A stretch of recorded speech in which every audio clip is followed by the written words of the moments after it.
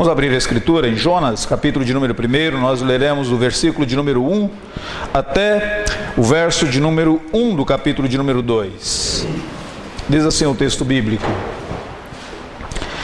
Veio a palavra do Senhor a Jonas, filho de Amitai, dizendo: Dispõe-te, vai à grande cidade de Nínive e clama contra ela, porque a sua malícia subiu até mim. Jonas se dispôs, mas para fugir da presença do Senhor, para Tarsis. E tendo descido a Jope, achou um navio que ia para Tarsis. Pagou, pois, a sua passagem e embarcou nele, para ir com eles para Tarsis, para longe da presença do Senhor. Mas o Senhor lançou sobre o mar um forte vento, e vendo-se o mar em grande tempestade, o navio estava a ponto de despedaçar. Então os marinheiros, cheios de medo, clamavam cada um ao seu Deus e lançavam ao mar a carga que estava no navio para o aliviarem do peso dela. Jonas, porém, havia descido ao porão e se deitado e dormia profundamente. Chegou-se a ele o mestre do navio e lhe disse: Que se passa contigo, agarrado no sono? Levanta-te, invoca o teu Deus. Talvez assim esse Deus se lembre de nós, para que não pereçamos. E diziam uns aos outros: Vinde, lancemos sortes, para que saibamos por causa de quem nos sobreveio este mal. E lançaram sortes, e a sorte caiu sobre Jonas. Então lhe disseram: Declara-nos agora, por causa de quem nos sobreveio este mal? Que ocupação é a tua? De onde vens? Qual é a tua terra? E de que povo és tu? Ele respondeu: Sou hebreu, e temo ao Senhor, o Deus do céu, que fez o mar e a terra. Então os homens ficaram possuídos de grande temor e lhe disseram: Que é isso que nos fizeste? Pois sabiam os homens que ele fugia da presença do Senhor, porque lhe havia declarado. Disseram-lhe: Que te faremos agora para que o mar se nos acalme? Porque o mar se ia tornando cada vez mais tempestuoso. Respondeu-lhes: Tomai-me e lançai-me ao mar, e o mar se aquietará, porque eu sei que por minha causa vos sobreveio essa grande tempestade. Entretanto, os homens remavam, esforçando-se para alcançar a terra, mas não podiam, porquanto o mar se ia tornando cada vez mais tempestuoso contra eles. Então clamaram ao Senhor e disseram: Ah, Senhor, rogamos-te que não pereçamos por causa da vida deste homem, e não faças cair sobre nós este sangue, quanto a nós, inocente, porque tu, Senhor, fizeste como te aprouve. E levantaram a Jonas e o lançaram no mar, e cessou o mar da sua fúria. Temeram, pois, estes homens em extremo ao Senhor, e ofereceram sacrifícios ao Senhor, e fizeram votos. Deparou o Senhor um grande peixe para que tragasse a Jonas. Esteve Jonas 3 dias e 3 noites no ventre do peixe. Então Jonas, no ventre do peixe, orou ao Senhor, seu Deus. E o verso de número 2 em diante é o relato da oração de Jonas. Vamos orar nesse momento? Senhor bendito, a tua palavra foi aberta, e nós bem sabemos que só tu podes abrir o nosso coração. Oramos para que faças isso nessa manhã e fales conosco. É nossa oração em nome de Jesus. Amém.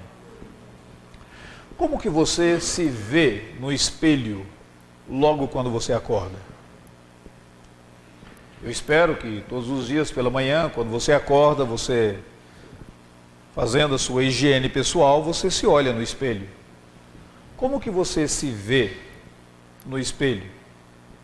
Qual face naquele espelho de fato olha para você? Quem é o seu verdadeiro eu quando você se contempla no espelho? Esses dias atrás eu estava ouvindo uma mensagem de um pregador britânico, Johnny Dare, e ele falou que por 2 anos, encontrou um jovem que por 2 anos estava vivendo uma vida dupla, escondendo as coisas dos seus pais. E uma determinada manhã, quando ele se contemplou no espelho, ele viu o seu verdadeiro eu. e ele não gostou do que viu. O tempo havia passado, a fisionomia já havia alterado, mas ele sabia que ele estava olhando para alguém que era um verdadeiro hipócrita. E ele não gostou do que viu. Foi quando ele veio conversar com aquele pastor. Quem que você enxerga no espelho quando você olha para o espelho? Você se parece mais com Deus ou você se parece mais com Jonas? O livro de Jonas é um livro muito conhecido e normalmente nós pensamos em Jonas, nesse homem que foi engolido por um peixe. Geralmente essa história é contada nas escolas dominicais, essa história é contada para os jovens como sendo o livro e os debates sobre o grande peixe muitas vezes acabam ofuscando a verdadeira mensagem do livro de Jonas, porque a mensagem de Jonas não é sobre o grande peixe, a mensagem do livro de Jonas é sobre o grande Deus.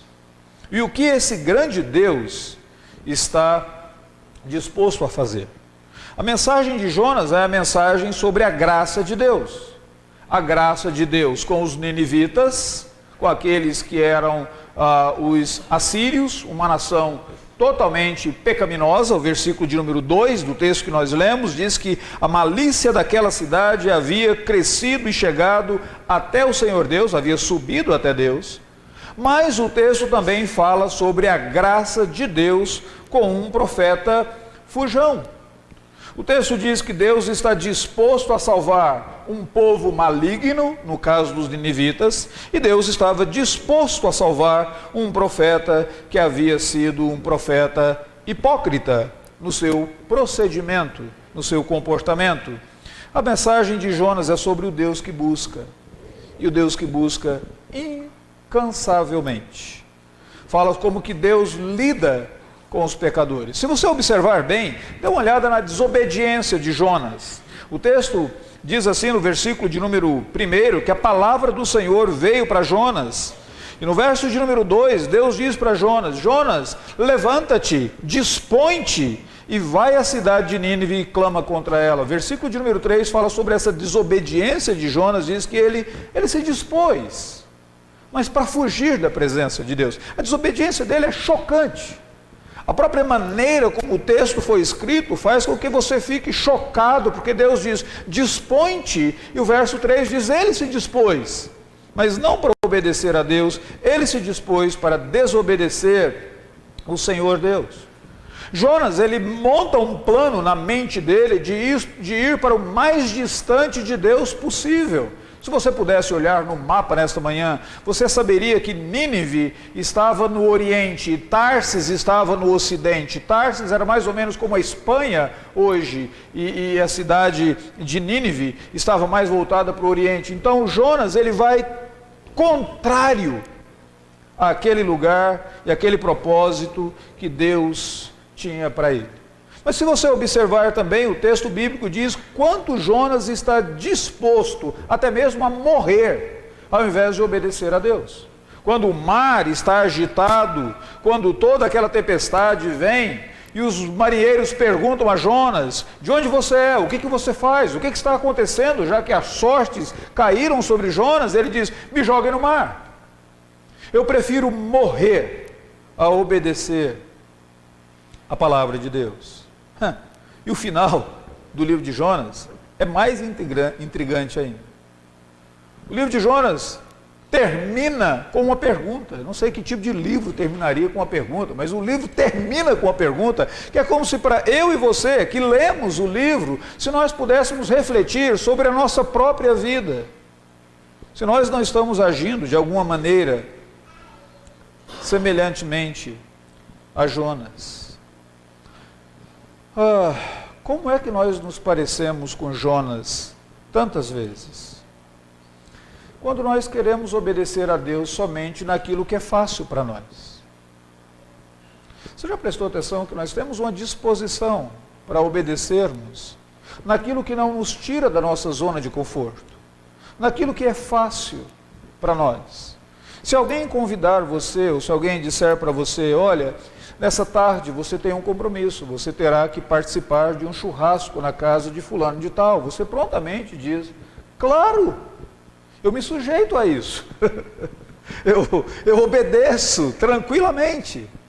Mas se alguém virar para você e falar, olha, você terá que ajudar alguém a ir para um hospital, ou você terá que limpar a casa para sua mãe, você terá que limpar a casa para o seu cônjuge, você diz, eu tenho outros planos para hoje, na verdade a minha agenda já está repleta.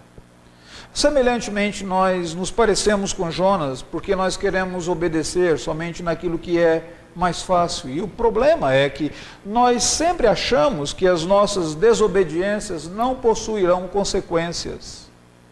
Jonas pensou que ele podia fugir da presença de Deus e nenhuma consequência seria colocada sobre ele. Às vezes eu e você pensamos o seguinte, olha, vamos fazer o seguinte, a Bíblia Sagrada diz que Deus tem prazer em perdoar e eu tenho prazer em pecar. Então é um casamento perfeito, não é?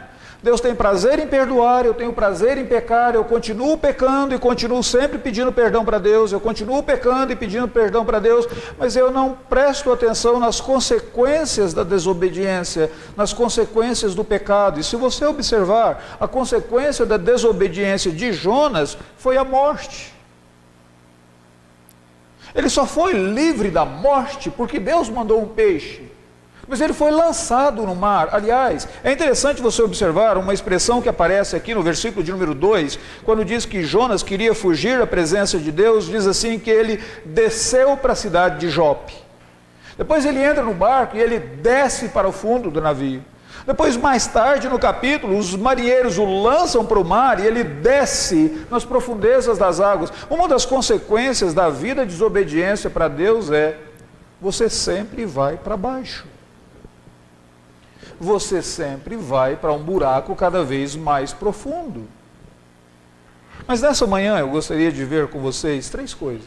Em primeiro lugar, para nós considerarmos quão grande foi essa desobediência de Jonas, vamos analisar a natureza dos privilégios que ele tinha.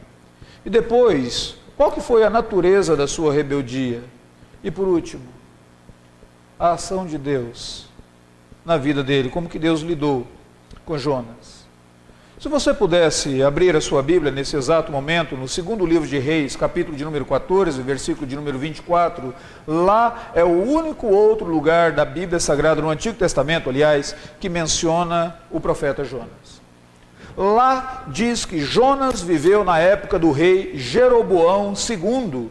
Jeroboão II, ele foi rei da tribo do norte de Israel, ele reinou por cerca de 41 anos, o reinado dele aconteceu por volta do 8º século antes de Cristo. Jonas, lá em 2 Reis 14, 24 a 25, ele fez uma profecia de que os limites do povo de Israel, eles se estenderiam e a profecia de Jonas se cumpriu. Então Jonas é visto na Escritura Sagrada como esse profeta, sempre lembrado por uma profecia que não foi mentirosa, mas uma profecia que foi uma profecia verdadeira. Se Jonas era profeta, e aqui o texto bíblico diz que Deus novamente fala para Jonas e diz para ele ir e profetizar lá na cidade de Nínive, você nota que Jonas tinha alguns privilégios na vida dele. O primeiro privilégio daquele profeta foi o privilégio de ter um senso de destino especial na sua vida. Ele não era como um indivíduo comum, ele era um profeta, ele era diferente. Se você souber como que um profeta no Antigo Testamento era diferente, lá no livro de Amós fala assim, o Senhor não fará coisa alguma sem que primeiro revele aos seus profetas. Ele tinha uma missão, ele tinha um ministério, ele tinha um senso de propósito nessa vida. Quantas pessoas você conhece que elas vivem a vida sem saber para onde vão? Elas não têm nem um senso de direção nessa vida, nem mesmo um alvo na existência, elas vivem o dia, simplesmente desfrutando de cada momento. Jonas não era assim. Ele tinha um senso de propósito, um destino especial, porque ele era alguém especialmente utilizado por Deus para trazer direção para o povo de Deus. Jonas também, ele tinha aquela experiência de ter sido utilizado por Deus em uma época que foi uma época marcada por trevas no país dele. O reinado de Jeroboão II não era um reinado piedoso, não era um reinado onde as pessoas invocavam e buscavam a Deus. Não, foi um reinado onde as pessoas se distanciaram de Deus e as pessoas se voltaram para a prática da idolatria. Naquele período, Jonas profetizou que os limites do território, da nação, do povo de Deus se estenderiam e a promessa dele foi cumprida. Então ele foi utilizado por Deus em um período de trevas, de angústia. Sabe quando você tem aquela sensação de em determinado momento ter contribuído com o bem das pessoas, em uma época que ninguém estava tão interessado no bem das pessoas? Por último, o ministério de Jonas não foi um ministério tão ruim, foi um ministério frutífero. A profecia dele se cumpriu. As pessoas se lembravam dele, lembravam talvez dos seus sermões. É tão interessante quando alguém chega para mim e normalmente elas falam de alguma mensagem que eu preguei, elas lembram de alguma mensagem que eu preguei, elas dizem, olha, eu guardo aquela mensagem até hoje na mente. Às vezes eu prefiro que ela tivesse esquecido, porque não era uma mensagem tão boa assim. Mas muitas vezes as pessoas dizem, olha, aquela mensagem eu guardo. Essa sensação de você ter sido e ter contribuído, ter ajudado alguém, um conselho que você dá, assim era Jonas. Agora aqui está uma questão. Nada do que nós experimentamos no passado justifica a desobediência presente. Jonas era lembrado como aquele profeta que profetizou e a palavra se cumpriu, ele profetizou, o ministério dele foi frutífero, ele foi uma luz em meio às trevas, mas agora o capítulo de número 1 diz que ele desobedece o Senhor Deus. Os nossos privilégios, eles resultam em maior responsabilidade. A determinação ou a devoção do passado não é uma garantia para que no presente eu viva no pecado. Se nós seguimos o Senhor Deus, se nós vivemos com o Senhor Deus, a luta é diária. John Owen, aquele puritano britânico, ele dizia o seguinte, ou você mortifica o pecado na sua vida, ou o pecado matará a vida que existe dentro de você. A luta é diária, a luta é constante, ela não dá nenhum sossego para mim e para você. Ou nós mortificamos o nosso desejo, a nossa inclinação para nos rebelarmos contra Deus, ou esse pecado mata toda vitalidade que existe dentro de nós. A segunda coisa que é importante você analisar aqui, é analisar justamente a natureza da rebeldia de Jonas. Preste atenção, o que aconteceu com Jonas, como que foi a sua rebeldia. Versículo de número 1 até o versículo de número 3 diz que Jonas se dispôs para fugir da presença de Deus, quando o versículo de número 2 diz que Deus havia falado com ele. A primeira fuga de Jonas é que ele deu as costas à palavra de Deus. Ele se distanciou da palavra do Senhor. É engraçado que, normalmente, os problemas que eu e você temos, ou as nossas desobediências à Bíblia Sagrada, não são as desobediências àqueles textos que nós achamos difíceis.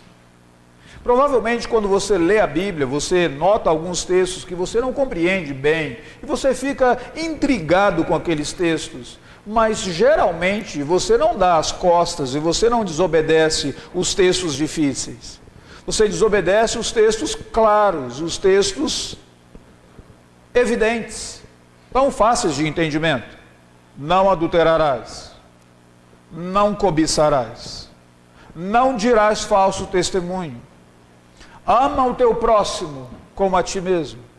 Não há necessidade de uma grande exegese para você compreender essas verdades tão claras. A palavra de Deus veio a Jonas e ela veio de uma maneira direta e ela veio de uma maneira clara para o profeta. E foi justamente aquilo que era direto, aquilo que era claro, que o profeta desobedeceu.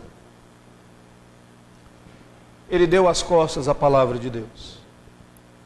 A segunda coisa que ele faz, ele tenta fugir da face de Deus, da presença de Deus. Verso de número 3 diz que ele se dispôs para fugir da presença do Senhor. A palavra que aparece aí para presença é a mesma palavra que poderia ser traduzida para a face. Ele se dispôs para fugir da face de Deus. O que acontece aqui? Você vai dizer, mas isso é insanidade. Aliás, o salmista, no Salmo de número 139, ele diz, para onde eu fugirei da tua presença? Se eu subo aos céus, lá está. Se eu desço ao mais profundo do abismo, lá estás também. Se eu digo para as trevas que elas me encubram, as próprias trevas, elas não te são ocultas. O Senhor vê todas as coisas, o Senhor vê a palavra antes que ela chegue aos meus lábios. Mas Jonas quis fugir da presença de Deus e cometendo aquilo que era uma insanidade, sendo ele um hebreu. Ele conhecia muito bem o Salmo de número 139. Deixa eu dizer uma coisa para você. A rebeldia, o pecado, nos torna tolos. O pecado nos torna tolos. Talvez, deixa eu criar um neologismo para você entender melhor. O pecado nos emburrece. Nós nos tornamos burros por causa do pecado. Estúpidos por causa do pecado. O apóstolo Paulo coloca isso de maneira muito clara. Em Romanos capítulo de número 2, ele diz assim, que as pessoas por pecarem se tornaram nulas nos seus raciocínios. Paulo ainda diz mais, ele diz assim, inculcando-se por sábios, tornaram-se loucos. O pecado é loucura. O pecado é aquela loucura de levar o indivíduo, muitas vezes, pensar que a família dele pode ser totalmente destruída, acabada, arruinada, porque ele quer alguns momentos de prazer pecaminoso com um amante. O pecado é tão estúpido que ele leva as pessoas a colocar todo o dinheiro, a investir tudo em uma droga, para ter alguns momentos de uma alucinação na mente. O pecado é tão estúpido que ele leva algumas pessoas a aceitarem uma corrupção, pensando que com aquilo elas poderão comprar e adquirir a felicidade. O pecado torna as pessoas insensatas, é uma insanidade. E por mais que as pessoas se achem sábias, Paulo diz, inculcando-se por sábios, tornam-se loucos. E assim foi Jonas. Ele pensou que ele podia fugir da presença de Deus. Quando ele pensou que ele podia fugir da presença de Deus, algumas coisas aconteceram. Primeiro, se você observar, ele vai confundir coincidência com providência. O texto diz assim que ele decidiu fugir da presença do Senhor e ele desceu para a cidade de Jope. Quando ele chegou em Jope, voa lá, havia um navio que ia para Tarsis. Já pensou? Ele pode dizer, que coincidência, Deus está me abençoando, eu quero ir para Tarsis, eu chego em Jope, tem um navio, o navio está indo para Tarsis, e eu pago esse dinheiro e pronto, lá estou eu. Muitas vezes, quando você está envolvido na rebeldia contra o Senhor Deus, você confunde coincidências com providência. Eu gosto de uma ilustração de Charles Spurgeon, onde ele diz que em uma determinada ocasião ele estava observando e vendo uma criança que ela explodia em ira, e todas as vezes que ela explodia em ira, ela pegava alguma coisa e quebrava. Ficava irado, pegava alguma coisa e quebrava. Ficava irado, pegava alguma coisa e quebrava. Charles Spurgeon diz que ele estava olhando para aquilo e ele dizia o seguinte: eu não fiquei surpreendido com a ira daquele menino. Eu nem fiquei surpreendido porque na ira dele ele quebrava aquelas coisas. A minha surpresa é que toda vez que ele ficava irado tinha alguma coisa ao redor para quebrar. Você já prestou atenção que todas as vezes que nós decidimos nos rebelar contra Deus, sempre tem uma oportunidade para você pecar? Sempre tem. Todas as vezes que o seu coração endurece contra o Senhor, sempre há uma oportunidade, e aí você confunde coincidência com providência. Parece que aquele canal que o indivíduo acessa pornografia está sempre aberto na frente dele. Parece que aquela mulher que está disposta ao adultério está sempre próximo dele. Parece que aquele suborno está sempre ali rondando a mesa dele. Todas as vezes que nós inclinamos o coração para nos rebelarmos contra Deus, nós confundimos coincidência com providência. Satanás é esperto e astuto a ponto de colocar essas coisas ao redor para você abraçar. A segunda coisa que você observa no caso de Jonas é o descaso, a insensibilidade dele com a situação. Versículo de número 5 diz que havia uma tempestade, os marinheiros cheios de medo clamavam ao seu Deus. E onde estava Jonas? Deitado e dormia profundamente. Essa insensibilidade com a situação não calcula o preço das consequências. Tudo ao redor está ruindo, tudo ao redor está caindo, a própria vida dele está por um fio, mas ele se torna insensível. Você conversa com essa pessoa e ele é tão insensível que ele não percebe a quem ele está machucando, a quem ele está ofendendo, como que a própria vida dele está sendo destruída, como que a comunhão dele com Deus está sendo destruída. Alguns ainda têm a insensibilidade de dizer que são crentes. Alguns ainda têm a insensibilidade de dizer, mas eu prego na igreja todo domingo pela manhã, mas eu toco na igreja todo domingo pela manhã. A insensibilidade é essa característica do indivíduo que tenta fugir da presença de Deus. E por último lugar, ele se esquece até mesmo da sua vocação. Observe no versículo de número 9 uma coisa interessante. Quando os marinheiros perguntam para Jonas assim, olha, declara-nos, de onde vem, qual é a tua terra, de que povo és tu? Versículo 9 ele diz, eu sou hebreu e eu temo ao Senhor que fez o céu e a terra. Sabe o que ele não disse? Qual que é a sua profissão? O que você faz? Ele não disse, eu sou profeta. Por que ele não disse, eu sou profeta? Porque ele já negligenciava a sua própria vocação. Ele não disse a sua ocupação, ele já não se via como um profeta mais, porque o procedimento dele diante daqueles marinheiros pagãos já comprometia totalmente a vocação dele.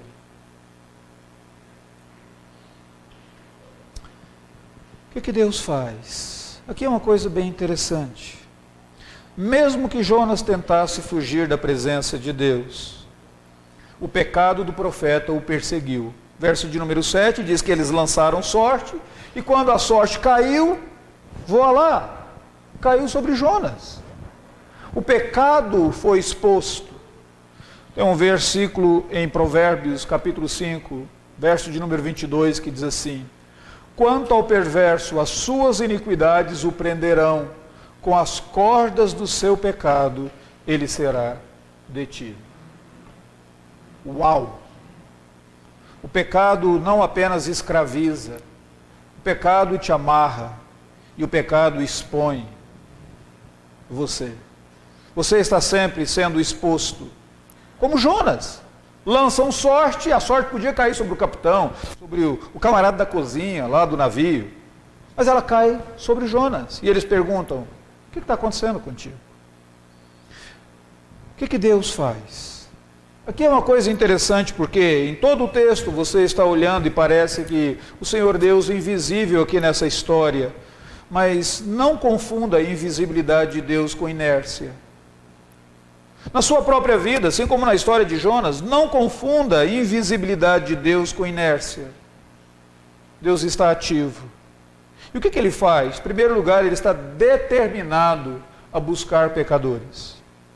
Se você observar bem, no verso de número 2, ele está determinado a buscar os ninivitas, aquela cidade marcada pela malícia, pelo pecado e pela violência, pela imoralidade.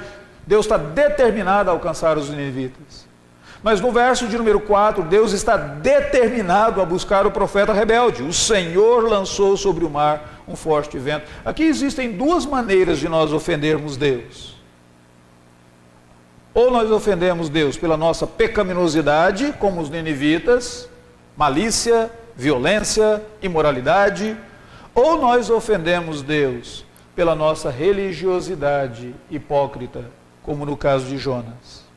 Era um profeta, mas está fugindo de Deus. É um profeta, mas não está dando testemunho. Tudo isso é ofensa ao Senhor Deus. E Deus está disposto a buscar esses dois tipos de pecadores. Segunda coisa que você observa é a ironia de Deus em confrontar Jonas através de pagãos, através de outras. Quem é que procura Jonas? Veja, a primeira vez veio a palavra do Senhor a Jonas e disse: levanta-te e vai à cidade de Nínive. Qual que é a segunda vez que alguém vai falar para Jonas: levanta-te? Quando Jonas está lá no navio, lá no porão, dormindo, chega o capitão do navio e vira para ele: levanta-te, clama ao teu Deus, faz alguma coisa. O que aconteceu? O que você fez? Tem um livro muito interessante sobre esse capítulo, dizendo: o mundo repreendendo a igreja. Muitas vezes Deus usa pessoas lá do mundo para revelar a nossa hipocrisia, para nos repreender, e diz: mas você não é crente? Você não diz que você vai à igreja? Como que você faz isso? Você não diz que você canta na igreja? Como que você faz isso?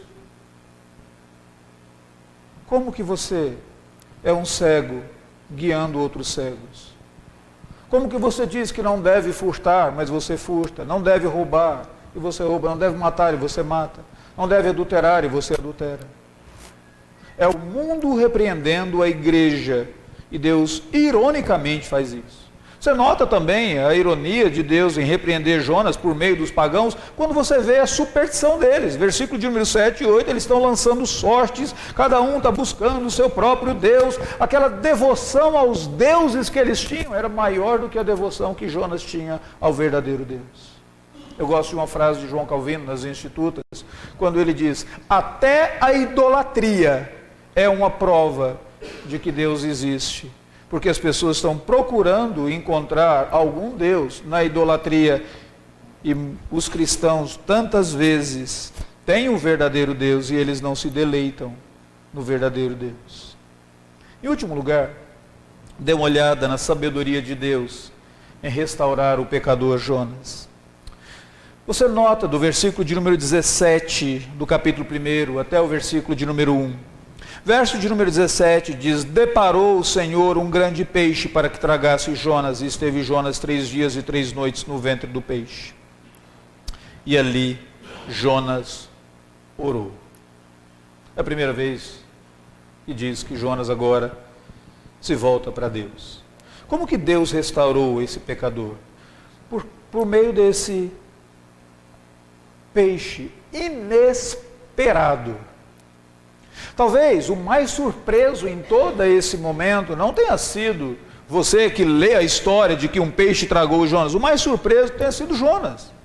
Ele queria a morte, ele queria morrer, ele estava disposto a morrer para continuar na sua rebeldia. E Deus, inesperadamente, por meio de algo improvável, busca esse pecador. Deus, a história do cristianismo, a história da igreja, está repleta de pecadores que foram buscados de maneiras improváveis. Você nota, por exemplo, o apóstolo Paulo indo em uma viagem para Damasco para perseguir os cristãos e colocar os cristãos na cadeia. Uma luz aparece, uma voz diz para ele: Saulo, Saulo, por que me persegues? Ele diz: quem és tu, Senhor? Digo: eu sou Jesus. É engraçada a resposta para Saulo. Quando Saulo diz: quem és tu, Senhor? Ele está dizendo: quem és tu, Yahvé? Quem és tu, verdadeiro Deus? E a palavra, a resposta de Cristo não é: eu sou o Messias, eu sou Jesus. Jesus era tudo que Paulo não queria ouvir que era o Messias. Porque Jesus é o nome humano. Paulo não acreditava que o Jesus, o Nazareno, fosse o Messias, mas quando ele ouve a palavra: eu sou Jesus, a quem tu persegues. Improvável.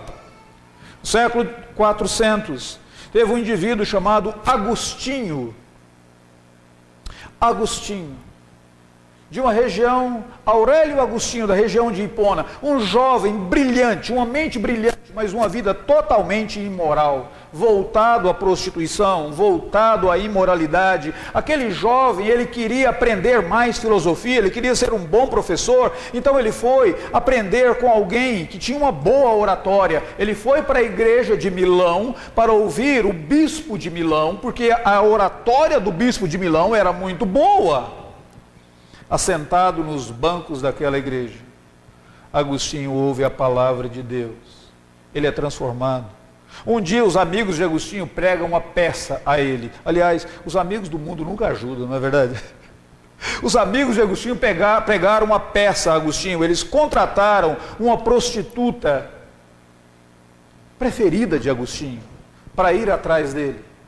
E Agostinho, nas noites da cidade de Milão, andando pelas ruas, a prostituta o seguia, chegou a um determinado lugar, um beco sem saída, ela se desnudou e disse: Agostinho, sou eu, Agostinho. Ele diz: você é você, mas eu não sou eu mais.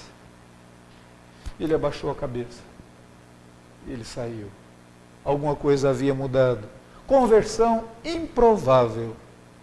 Conversão improvável de Abraham Piper, filho do John Piper, que na sua juventude decidiu se rebelar contra Deus e contra a fé dos seus pais, para viver na bebida, nas drogas e no sexo.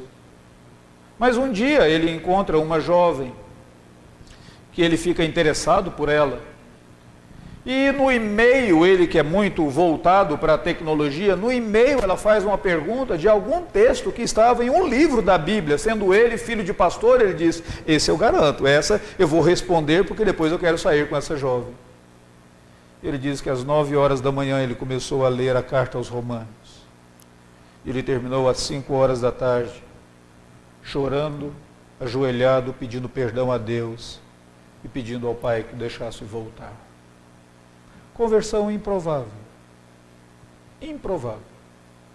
Eu me lembro de uma história muito interessante. Na primeira cidade que eu pastoreei, ao lado da igreja que eu pastoreava, havia uma outra igreja, que era uma igreja da Assembleia de Deus. Próximo, acima, era a zona de Baixo Meretrício. Havia um indivíduo naquela cidade que ele dizia para a esposa que ele iria participar dos cultos à noite na igreja Assembleia de Deus, porque dava o exato momento do término do culto e ele iria encontrar com sua amante. Teve um determinado domingo que o culto errou o horário, passou do horário, e aquele homem não percebeu, porque o coração dele foi transformado e ele nunca se encontrou com a amante dele a partir daquele domingo. De maneira improvável. Todo domingo ele sentava ali, esperava o tempo certo e ele saía. Todo domingo ele sentava, esperava o tempo certo e ele saía. Um domingo ele sentou, o Espírito de Deus falou ao coração dele. Como que Deus faz? Deus busca de maneira improvável. Quais são as lições que nós temos aqui do livro de Jonas para nós? Primeiro, eu gostaria de lembrar você que a sua devoção passada não justifica sua rebelião presente. Você pode me dizer que você já creu, pode me dizer que você já foi membro de uma igreja, pode me dizer que você já foi um evangelista, um pastor, um pregador, que alguém já foi convertido por meio do seu trabalho. Mas se nesse exato momento você está em rebeldia contra o Senhor Deus, você está se opondo a Deus. Você está numa posição de inimizade contra o Senhor Deus.